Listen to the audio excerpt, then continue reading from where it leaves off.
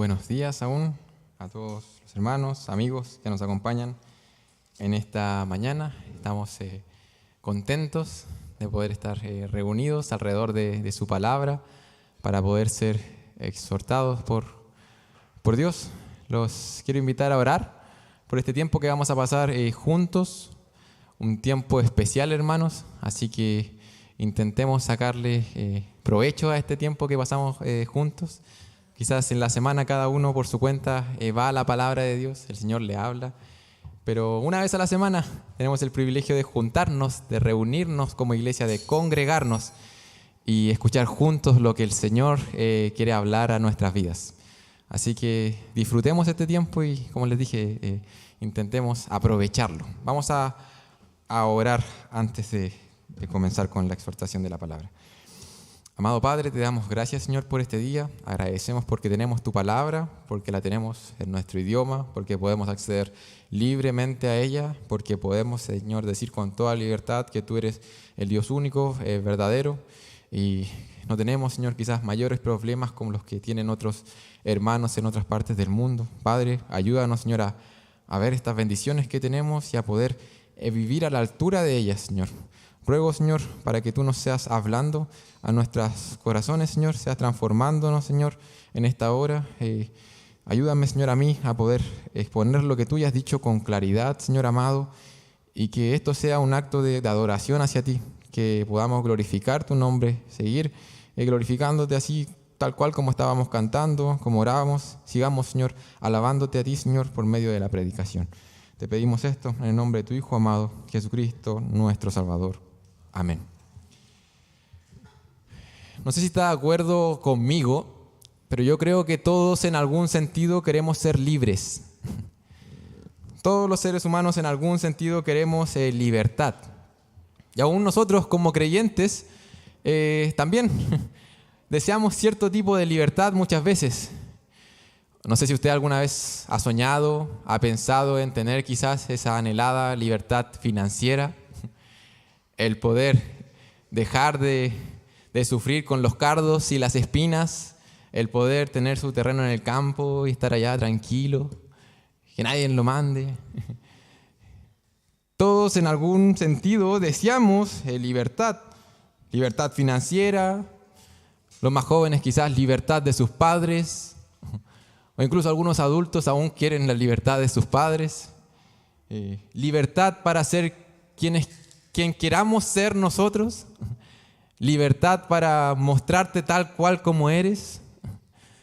Todos en algún sentido queremos ser libres. Y al respecto son muy interesantes las palabras de Jesús cuando Él dijo lo que nos podía hacer verdaderamente libres. Dios en su sabiduría puso algo dentro de nosotros que tenemos como un anhelo. Sabemos en cierta forma que estamos encadenados, pero nuestro diagnóstico es como cegado. No vemos bien a qué estamos encadenados y tampoco vemos bien qué nos puede liberar. Jesús dice, ¿sabes qué? Yo sé lo que los puede hacer verdaderamente libres. Él hace como el diagnóstico correcto. El médico de médicos dice, ¿sabes qué? Esta es la condición y este es el tratamiento. Esto es lo que realmente necesitas. Sí, es cierto, no eres verdaderamente libre y yo sé lo que puede hacerte verdaderamente libre, dice Jesús. Y es en un texto muy conocido, en Juan capítulo 8, versículo 36, Él dijo, así que si el Hijo os libertare, seréis verdaderamente libres. Ahí está. Deseamos libertad. Jesús dice, ¿sabes qué? Hay una verdadera libertad. No se compren la idea de esa falsa libertad que ustedes están anhelando. Hay una verdadera libertad y para conseguirla, el Hijo debe liberarlos. Ahora, es curioso, llama la atención que en el contexto en el que está hablando Jesús ahí en Juan capítulo 8, Él está hablando a judíos que habían creído en Él. Él estaba hablando, de hecho de manera literal, dice un poquito más arriba en el versículo 33, a personas que decían ser del linaje de Abraham y que ellos no se consideraban esclavos de nada. Digo que es curioso porque estaban bajo el imperio romano, pero ellos eran verdaderamente libres. Eran linaje de Abraham y ellos se consideraban verdaderamente libres. De hecho, dice en el versículo 33, linaje de Abraham somos y jamás hemos sido esclavos de nadie. ¿Cómo tú dices, seréis libres? No se sentían esclavos de nada. Y en esta mañana, hermanos, vamos a estar visitando un texto que nos habla un poco acerca de esta esclavitud y cómo Cristo viene a hacernos verdaderamente libres, cómo somos libres para ser de Él. Esa es la idea bastante sencilla que vamos a estar abordando hoy. En Cristo tenemos verdadera libertad y somos libres para ser de Cristo. Somos libres para ser de Cristo. Estos judíos aquí, que estaban creyendo en Él, quizás no estaban entendiéndolo bien. Y vamos a ir al libro de Gálatas, vamos a continuar con la carta, en donde también había un tipo de esclavitud ahí, de cristianos que venían de contextos gentiles, pero que estaban siendo presionados, ¿verdad?, por los judaizantes, y que no sabían bien cómo lidiar con la ley, con el obedecer la ley y con el seguir disfrutando de la libertad que tenemos en Cristo. Vamos a ir a Gálatas capítulo 3, versículo 23 al 29. Gálatas 3, 23 al 29.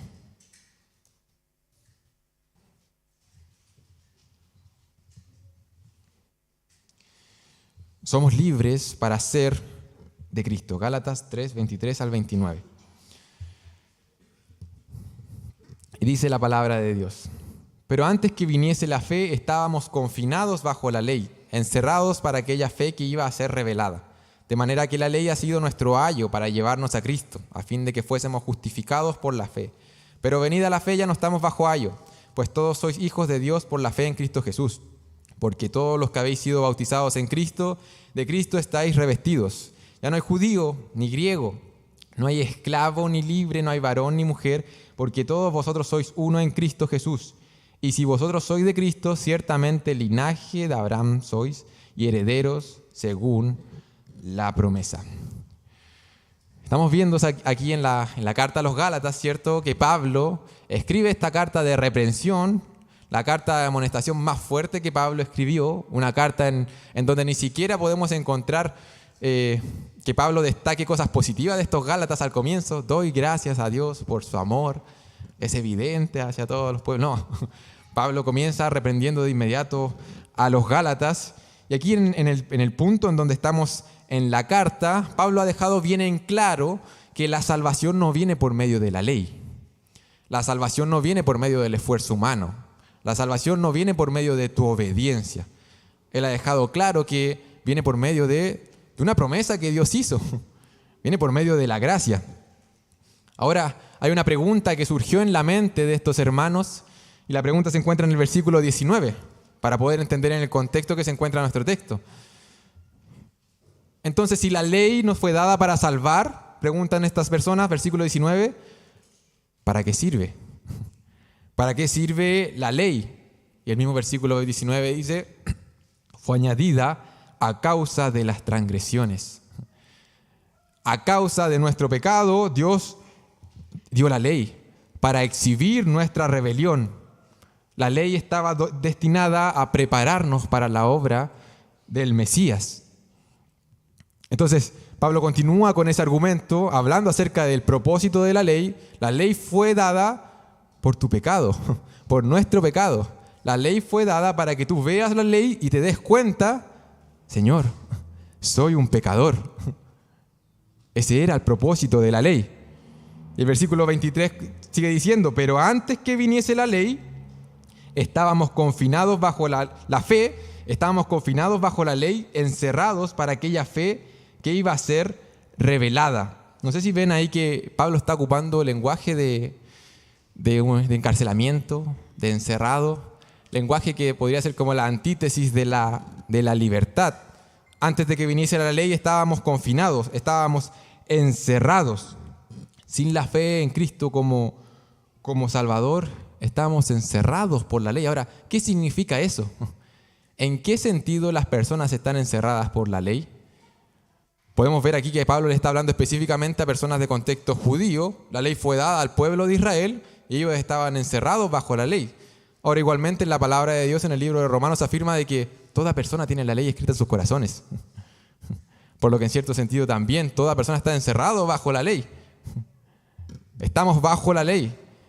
Estamos confinados bajo la ley antes de que viniese la fe. Ahora, ¿qué significa que están encerrados bajo la ley? Aquí la palabra de Dios tiene la idea de que la ley de cierta manera es como un custodio en una cárcel. La ley nos tenía presos, nos tenía encarcelados, nos tenía encadenados. Para entenderlo de mejor manera, cuando un judío fuera a la ley y revisara que no estaba cumpliendo los mandamientos de Dios, ¿qué iba a sentir cuando se diera cuenta de que era un pecador? Se iba a sentir miserable. Al ver la ley de Dios podemos ver la santidad de Dios y podemos ver que el ser humano no da con ese estándar. Lo natural en nosotros al ver la ley es sentir culpa, es sentir condenación.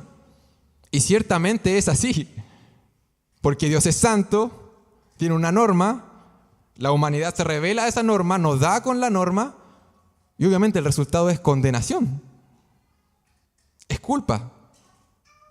La humanidad es culpable y en ese sentido está encerrada bajo la ley.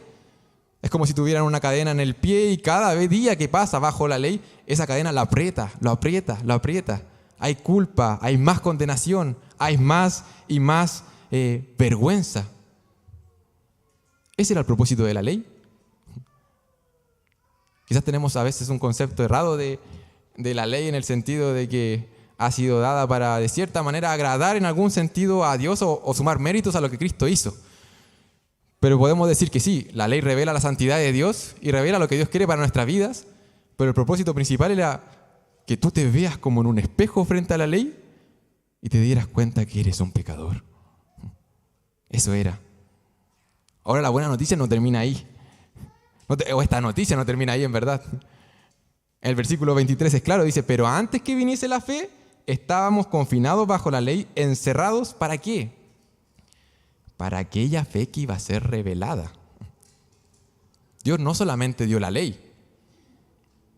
Dios no solamente nos dejó con culpa o condenación, sino que esa ley fue dada, ¿para qué?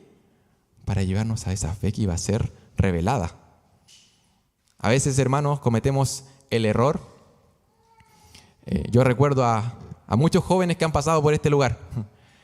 A veces cometemos el error. ¿Por qué menciono a los jóvenes? Porque muchos jóvenes a veces sienten que no dan con el estándar.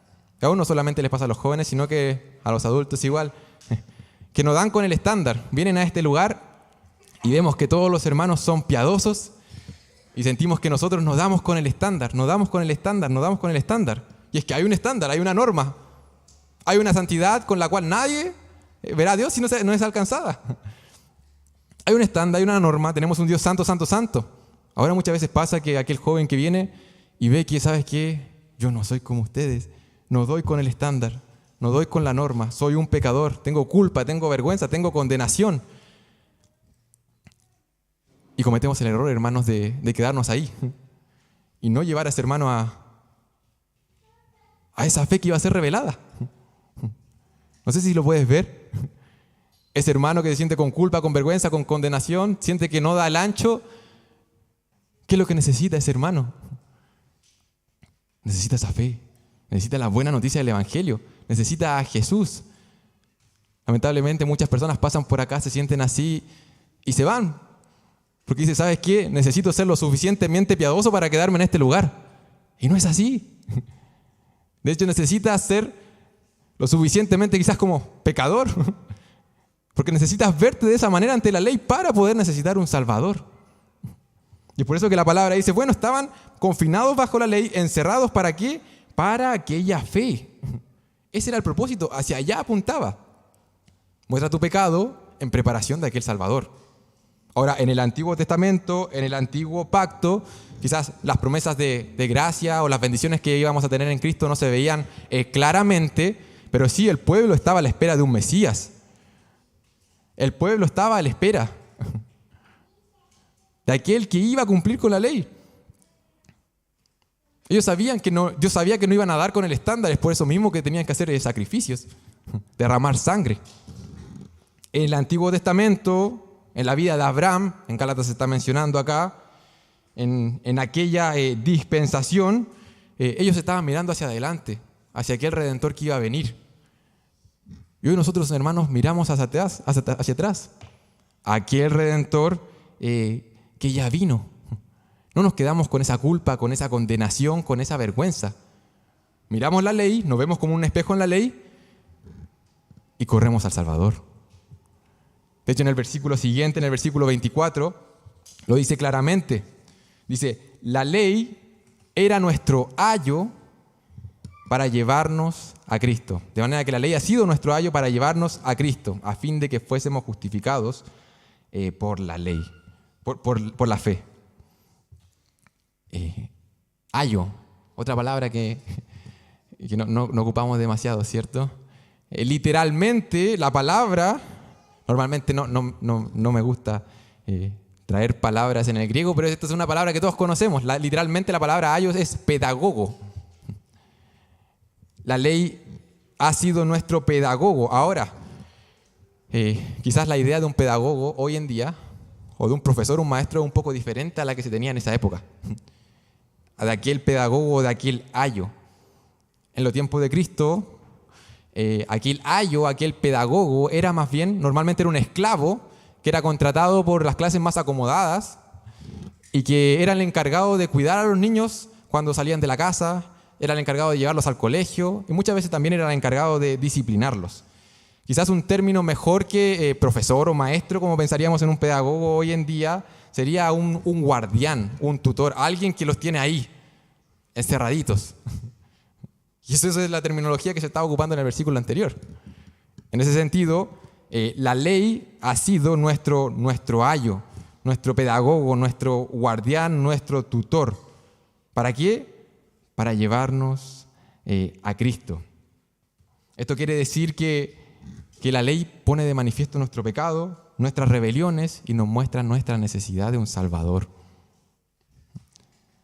La ley pone en manifiesto nuestro pecado, nuestras rebeliones y nos pone en necesidad de un Salvador. No hay excusa, hermanos. Delante de la ley de Dios, todos somos pecadores. Lo sabemos. Eso es lo que expone la ley y es por eso que la ley nos lleva a Cristo. Es Él a quien necesitamos. Es Él a quien debemos ir. En medio de la culpa, en medio de la condenación, en medio de la aparente vergüenza que podemos sentir, debes correr a Cristo. Hacia allá apunta la ley. Ahora, hermanos, esto en cierto sentido podría parecer el ABC del cristianismo, ¿cierto? Sabemos que no somos salvos por medio de la ley y sabemos que debemos ir a Cristo para ser salvos. Ahora, aunque sea el ABC del cristianismo, hermano, creo que a veces no lo vivimos o no lo comprendemos de manera cierta. La verdad tan simple de que venir al cristianismo es venir a Cristo. Escucha bien, hermanos. Venir al cristianismo es venir a Cristo. Convertirse en cristiano no es venir a seguir un conjunto de reglas. Eso es esfuerzo humano. Eso es salvación por obras. Eso es esforzarse por guardar la ley y ser libre de esa culpa, de esa condenación, por medio de tu sudor, de tus lágrimas. Venir a ser cristiano no es venir a seguir un conjunto de reglas. Ser cristiano no significa que ahora vas a tener que orar antes de almorzar. Ciertamente agradecemos a Dios, pero en esencia no significa eso. Ser cristiano no significa que ahora el domingo vas a tener que levantarte temprano. Ciertamente hay un mandato a congregarnos, pero en esencia no significa eso. Ser cristiano no significa que, bueno, ahora voy a tener que ponerle música cristiana a mis hijos en vez de música secular. Ciertamente les será de bendición si le pones música que glorifique a Dios. Pero en esencia ser cristiano no es eso. No es guardar un conjunto de tradiciones, un conjunto de costumbres y comenzar a vivir simplemente tu vida de esa manera. Convertirse en cristiano es venir a Cristo. Convertirse en cristiano es venir a Cristo, es reconocernos como pecadores, como rebeldes ante Dios, como personas que son incapaces de cumplir con aquel estándar de santidad de Dios. Es reconocerse necesitados de un Salvador. Es encontrarse con Cristo y confiar en Él, con una persona. Eso es ser cristiano. Es ver que Él es lo más valioso que puedes encontrar en el mundo, porque sin Él estás condenado. Y tenerle en tu vida como lo más valioso que puedas tener, como aquel tesoro escondido, que estás dispuesto a dejarlo todo por tenerlo a Él, por disfrutarlo a Él. Eso, hermanos, es ser cristiano. Es ser llevado a Cristo. Tan simple como eso. Hacia allá apuntaban la ley, y es eso lo que estos hermanos no estaban entendiendo bien. Estaban siendo embrujados, como decía una de las porciones en Gálatas, como si estuvieran poseídos por estos pensamientos, ¿verdad? Estaban pensando que con el esfuerzo humano, con costumbres, tradiciones, la circuncisión, realmente estaban viviendo la vida como Dios quería que la vivieran. En este punto quiero preguntarte a ti, hermano, hermana, ¿qué significa ser cristiano para ti? Yo les di una definición sencilla. ¿Qué significa ser cristiano para ti? Para algunos gálatas sabemos lo que significaba. Incluso algunos de ellos decían creer en Cristo. Sí, yo confío en Cristo como Salvador, pero debo guardar los ritos, las ceremonias, debo circuncidarme para poder, de cierta manera, completar la obra, para poder estar bien en mi relación con Dios. Hace falta un poco más. Para algunos de nosotros quizás podría significar, no sé, ser cristiano podría significar haber hecho una oración hace muchos años atrás. Y hoy día simplemente orar antes de almorzar.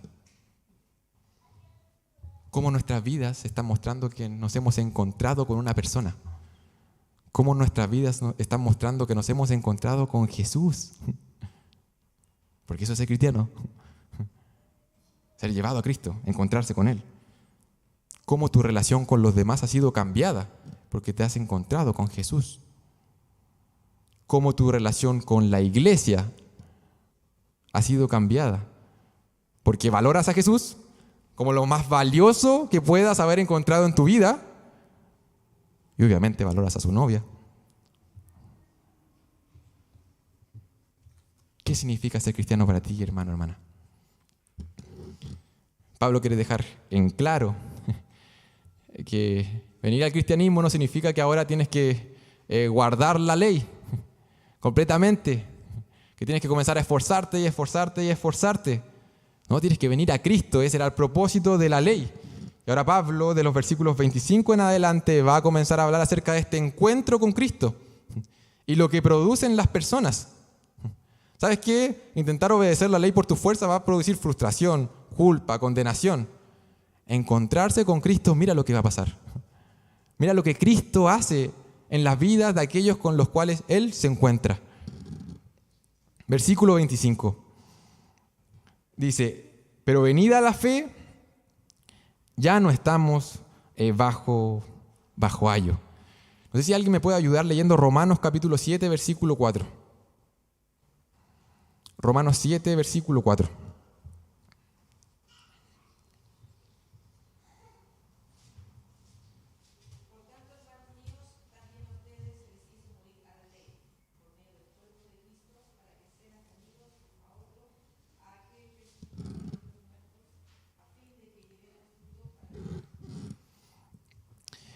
Venida la ley, no. Cuando vino la ley, estábamos bajo ella. Venido Cristo, ya no estamos bajo la ley. Ya no le pertenecemos, sino que le pertenecemos a otra persona. El ayo ha sido despedido. Pero venida la fe, ya no estamos bajo ayo. En Romanos decía, habéis muerto a la ley mediante el cuerpo de Cristo. ¿Para qué? ¿Sabes qué? Para que ahora seas de Él. Eres libre para ser de Cristo, de aquel que resucitó de los muertos, a fin de que llevemos fruto para Dios. El ayo ha sido despedido. Versículo 26 en Gálatas dice, pues todos sois hijos de Dios por la fe en Cristo Jesús. Mira la diferencia, hermano. Mira lo que provocaba la ley. Mira dónde nos tenía. Mira cómo cambia nuestro encuentro con Cristo, nuestra condición. El ayo ha sido despedido. Ahora somos hijos de Dios. Hijos de Dios por la fe en Cristo Jesús. Pablo había comenzado su argumento en el versículo 7 y había dicho que aquellos que tienen fe, la misma fe de Abraham, son por la fe hijos de Abraham. Ahora Pablo está concluyendo su argumento y dice algo más gigantesco.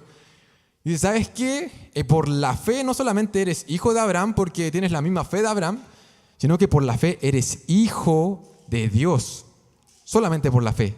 Eres hijo de Dios. Esto es algo enorme, hermanos. Esto es algo gigantesco. La relación de padre e hijo. La filiación que tenemos nosotros para con Dios. Esto tenía un significado gigante en esos tiempos.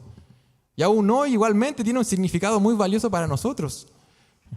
Ser hijo significaba estatus, significaba herencia, significaba plenos derechos. Hijos de Dios. Y más aún para estos hermanos que venían de contextos judíos y que tenían estas ideas, ellos sabían que en el Antiguo Testamento se había declarado de manera clara que Israel era hijo de Dios. Dios le llamó hijo a esta nación en Éxodo capítulo 4, versículo 22 y en otros textos. Ahora, ¿sabe qué? Está llamando a cada creyente hijos de Dios para que los creyentes disfruten el estatus pleno, para que disfruten esa posición, para que disfruten esas bendiciones, para que disfruten tener una relación especial con este Padre amoroso. Ser hijo de Dios significa cercanía, significa un lugar de cariño. Si usted es padre o madre, usted lo sabe. Significa intimidad, significa cuidado, significa atención, significa una distinción. Usted no trata a los otros niños como trata a sus hijos. Somos hijos de Dios. Y no solamente eso es gigante en este texto, sino que está diciendo que los gentiles disfrutan de esta posición igualmente. Los gentiles, por la fe, y se enfatiza ahí, por la fe en Cristo, son hijos de Dios. Pues todos sois hijos de Dios por la fe en Cristo, judíos, gentiles, todos los que creen. Eso es. Todos los que han sido llevados a Cristo, han confiado en Él, son hijos de Dios, disfrutan de esto. Y no queda ahí. Versículo 27. Porque todos los que habéis sido bautizados en Cristo, de Cristo estáis revestidos. Mira, hermanos, lo que provoca un encuentro con Cristo. El ayo es despedido, eres hijo de Dios y has sido bautizado en Cristo y revestido de Cristo. Todo eso provoca el encuentro con el Salvador. Este bautismo en Cristo está haciendo referencia a, de cierta manera, bautizarse es sumergirse, como si nos sumergiéramos en Él, en esta nueva realidad, en su cuerpo. De hecho, en otros textos se habla un poco acerca de ese bautismo al momento de la salvación. Somos sumergidos en esta nueva experiencia, en esta nueva relación, en este nuevo cuerpo, en Él. Y de hecho, el bautismo en agua viene a reflejar eso que ocurrió al momento de nuestra conversión. Es que nos sumergimos en Él y nos identificamos con su muerte y nos identificamos con su resurrección. Y lo que ha aplicado a Él como Hijo de Dios, aplica para nosotros hoy. Nos sumergimos en Él, nos identificamos con Él y Él se identifica con nosotros. Es por eso que podemos decir que Cristo llevó nuestro pecado en ese madero. Él se estaba identificando con los que habían de creer. Y para el otro lado también funciona. Es por eso que tú eres llamado hijo de Dios hoy. Hijo de Dios, bautizado en Cristo, revestido de Cristo. Esta frase, hermanos, tiene la idea de ponerse un traje. de vestirse. Nos vestimos con Jesús, como si tuviéramos una nueva identidad. Nos vestimos con Él así. De hecho dice, nos revestimos de Cristo. Eso está haciendo de referencia. Hijos de Dios, bautizados en Cristo, revestidos. Tenemos una nueva identidad en Él. No sé si ven ahí que Pablo nos está hablando nuevamente de un conjunto de reglas, de guardar algo. Está diciendo, sabes que te encuentras con Él y sucede esto. Tu identidad ha sido cambiada, ha sido revestido de Cristo. No sé cuántos de acá han ido al Starbucks a tomarse un café. Ustedes compran un café y le preguntan, ¿qué le preguntan cuando le van a pasar el café? Su nombre. ¿Cuál es su nombre? Le dice. Nuestro nombre, normalmente asociamos a nuestro nombre nuestra identidad. Si yo le llamo por otro nombre, usted no se va a identificar. Es como si fuera a comprar un cafecito allá y antes de Cristo, ¿cuál es su nombre? Y la persona le pone maldito, condenado. Esa era tu identidad sin Cristo. ¿Y sabes qué? El encuentro de Cristo nos cambia. Y ahora dice, ¿sabes qué? Estás en Cristo, hijo de Dios, bautizado en Cristo, revestido de Cristo.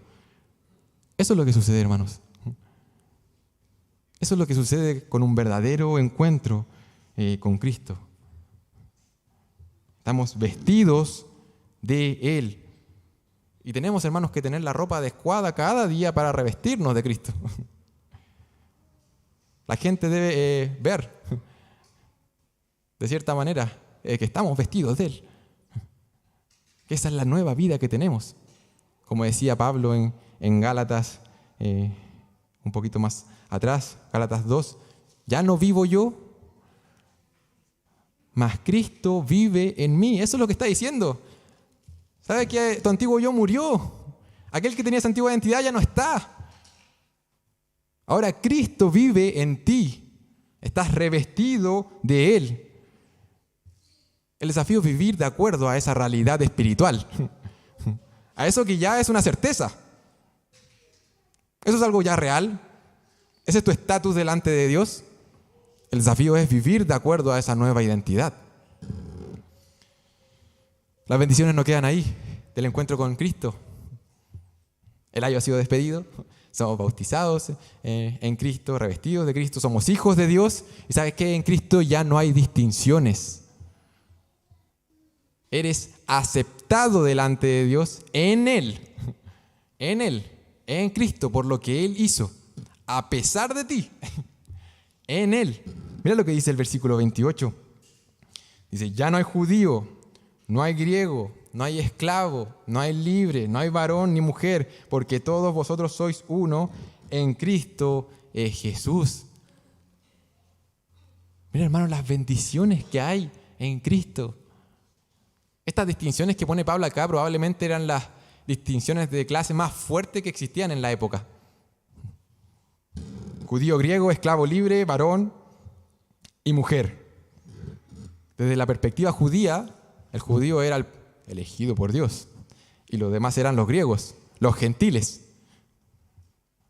Aquí Pablo está atacando directamente a lo que estaba sucediendo ahí.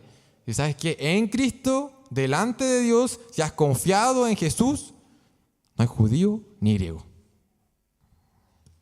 Y sigue.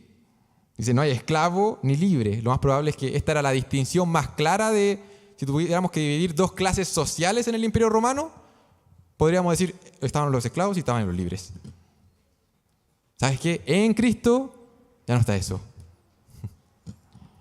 Termina diciendo, no hay varón ni mujer. Nosotros sabemos y tenemos una idea de cómo era el trato a la mujer en la época.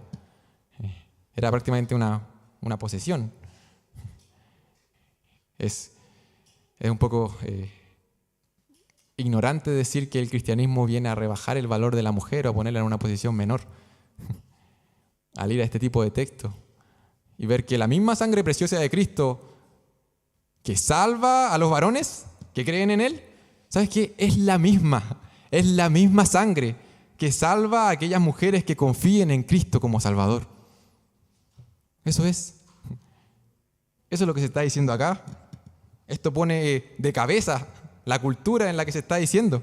Esto es completamente contracultural. Estas son noticias gloriosas para los judíos, para los griegos, para los esclavos, para los libres, para las mujeres, para los hombres.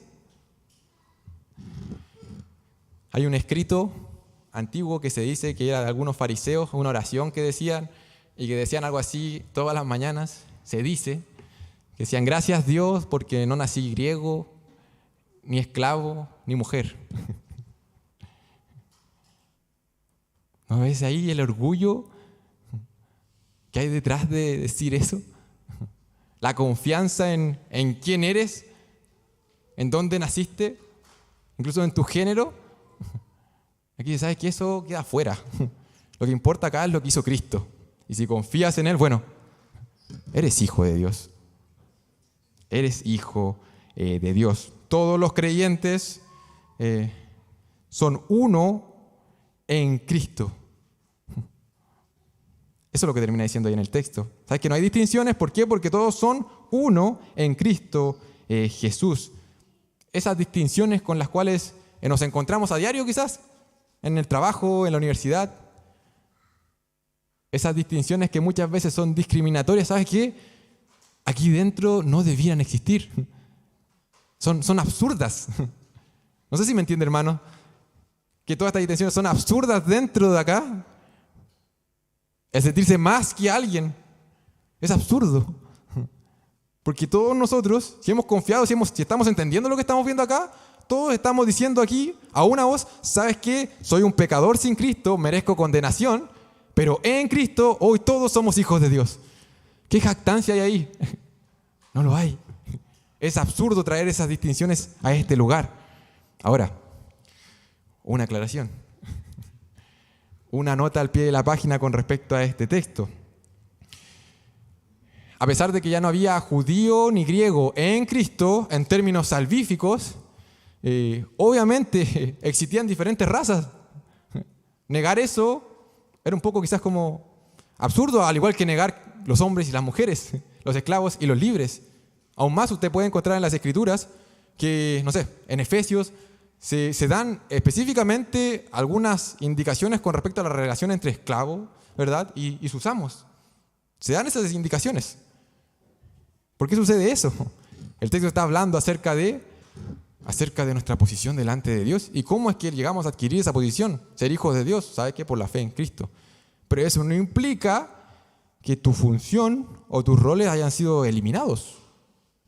No, todos tenemos el mismo valor delante de Dios, pero Él nos ha hecho con funciones diferentes. Con funciones diferentes, y eso no tiene nada de malo. Ahora podríamos decir aquí, bueno, aquí algunos son empleadores, otros son empleados, algunos son hombres, otras mujeres, unos jóvenes, otros niños, y podríamos hacer muchas distinciones. El Evangelio no niega eso. Lo que niega es que esa distinción signifique algo para ser salvo. Eso es. Hago esta advertencia o esta aclaración porque este texto a menudo se toma y se termina afirmando que, ok, como no hay distinciones, la mujer tiene exactamente la misma función, el mismo rol que el hombre en todas las esferas de la vida. Las Escrituras son claras en hablar acerca de nuestras funciones, nuestros roles, y que, hermano, hermana, eso no tiene absolutamente nada que ver con tu valor como persona. Si es que estás confundiendo esas cosas, hay un problema, porque nuestra valía no está en nuestro rol que cumplimos, en lo que hacemos, y eso estamos viendo acá. Nuestra valía está en, ¿sabes qué es lo que hizo Cristo? Eso es. Todos somos uno en Cristo Jesús, termina diciendo acá. Esas dualidades, esos contrastes que constantemente ponen en conflicto a las sociedades, aquí no debieran aplicar. Hay una igualdad de condiciones ante Dios en la salvación. Esas cosas debieran dejarse en la puerta de la iglesia. Romanos 10, versículo 12 dice: porque no hay diferencia entre judío y griego, pues el mismo que es Señor de todos es rico con todos los que le invocan. Ahí está, más claro aún. Bueno, entonces estamos viendo todo lo que sucede con este encuentro con Cristo, todo lo que podemos disfrutar. Solamente poniendo nuestra fe en Él, en una persona. Y mira lo que sigue diciendo ahí, versículo 29 dice, y esta es la conclusión del argumento largo que Pablo hizo en este capítulo 3, y dice, y si vosotros sois de Cristo, ciertamente linaje de Abraham sois, y herederos según la promesa. Aquí Pablo completa la discusión que comenzó al principio del capítulo, específicamente en el versículo 7, en donde dijo, sabed por tanto que los que son de fe, estos son hijos de Abraham. Termina concluyendo y dice, ¿sabes qué? Si son de Cristo, eres linaje de Abraham. Y eres heredero según la promesa. Si eres de Cristo, perteneces a la familia de Dios. Bienvenido.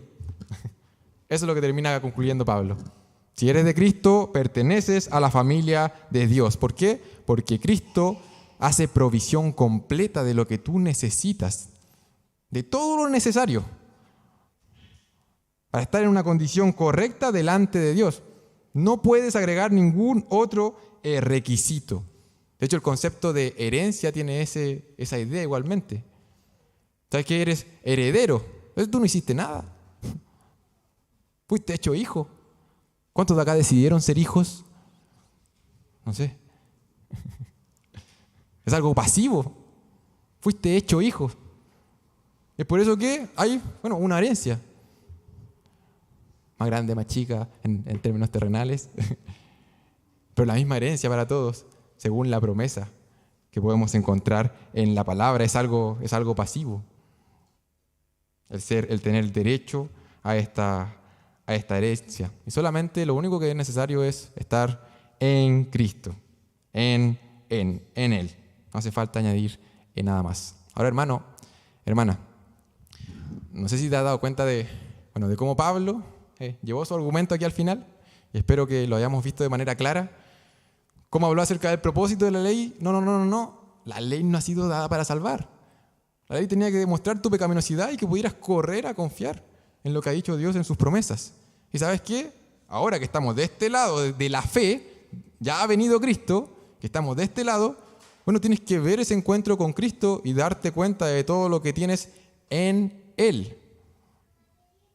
Tienes que darte cuenta de todo lo que tienes en Él si has confiado en Cristo como Salvador. La vida del creyente, hermanos, tiene significado, tiene propósito, pero todo eso se encuentra en Cristo, cuando te das cuenta de quién es Él. Quiero terminar reflexionando acerca de aquello que encontramos en Cristo, que nos cambia para siempre.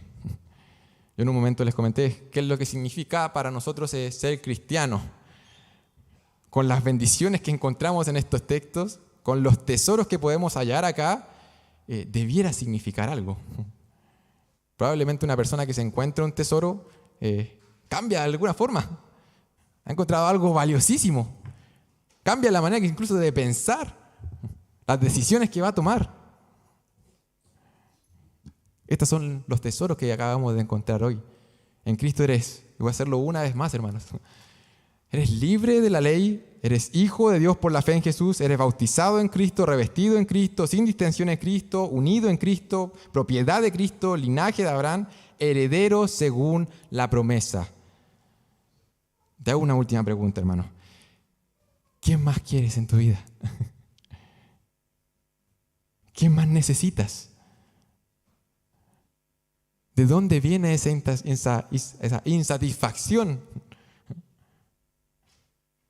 ¿Qué tiene en este momento más valor que Cristo en tu vida? ¿Qué más se le puede añadir a Él? ¿Qué más puedes pedir? ¿Qué más necesita tu alma que esto que estamos viendo acá? Eres libre, pero para ser de Cristo, para estar en Él.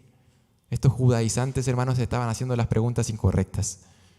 Ellos estaban preguntando, ¿guardo o no guardo la ley? ¿Estás bajo la ley o no? ¿Eres judío, gentil? ¿Eres esclavo, libre? ¿Eres mujer o hombre? La pregunta correcta era, ¿sabes qué? ¿Estás en Cristo o no estás en Cristo?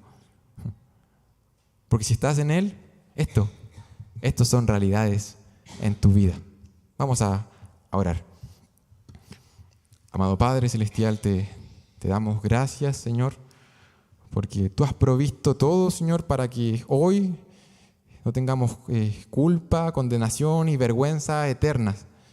Agradecemos por nuestro glorioso Salvador, por aquel quien cumplió toda la ley y que aún así fue llevado a un madero y fue crucificado por nuestros pecados. Él se identificó con nosotros y hoy nosotros nos podemos identificar con Él.